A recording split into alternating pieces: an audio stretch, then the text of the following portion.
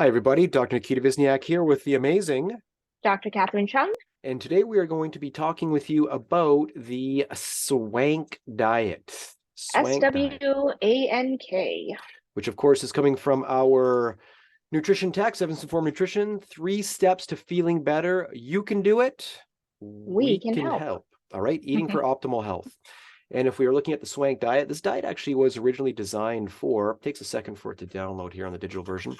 This diet was actually designed for multiple sclerosis patients. So Swank diet, page 66. All right, Dr. Chung, But what do I need to yeah, know? when you're thinking of the swank diet, you're really thinking about saturated fats and its effect on the brain and the central nervous system, essentially. So when you're thinking about MS, but also epilepsy, potentially, or any nervous system issues, Mhm.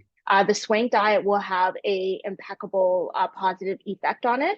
And it is one of the most studied diets to be most effective for MS, essentially, like ever studied.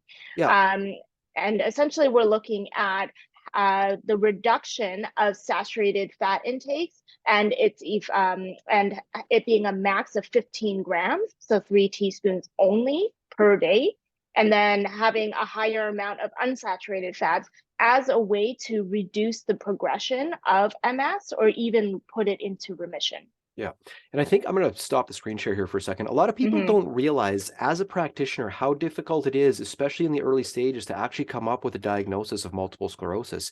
Yep. The symptoms are often vague and very difficult to localize. They don't follow standard neural pathways. So these scenarios are run for board exam reviews for doctors, chiros, and even for massage therapists as well. And when in order to get licensure, and the case scenarios will be something like this. We'll be running with a young patient who comes in and they had visual changes that were transient. They couldn't see out of their left eye for 3 days, and then that went away. And then they had numbness and tingling in their lower right leg. And then they had an itchy sensation over their upper shoulder, and then stroke-like symptoms, but they're all transient. They come and go as we see these various plaque formations occurring in different areas of the brain. Mm-hmm. So it makes it difficult for us to diagnose. So number one, make sure you get a correct diagnosis to begin with. But then back on our screen share, back on the diet here, the big thing is this diet has been clinically proven to offer significant benefits for people with MS, mainly focusing around prevention or reduction of plaque formation, right? Mm-hmm.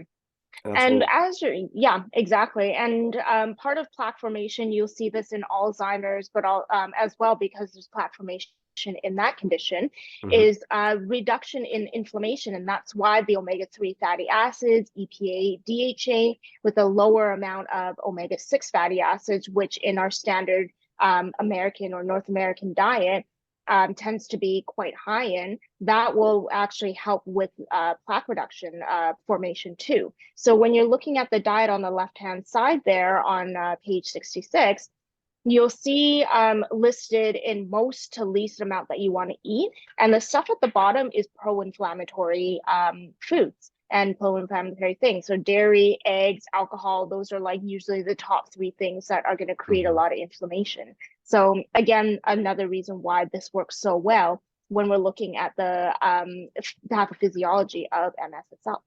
Yeah, excellent.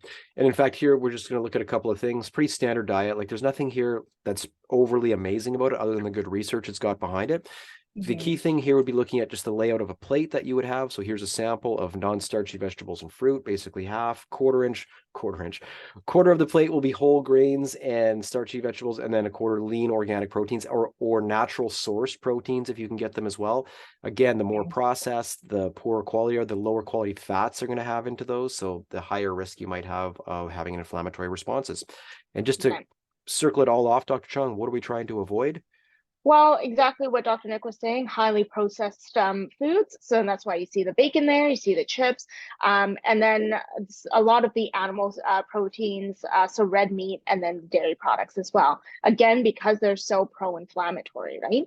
Mhm. So the less processed, the better, is exactly what Dr. Nick was saying. Yeah, perfect, Dr. Chung. Thank you very much.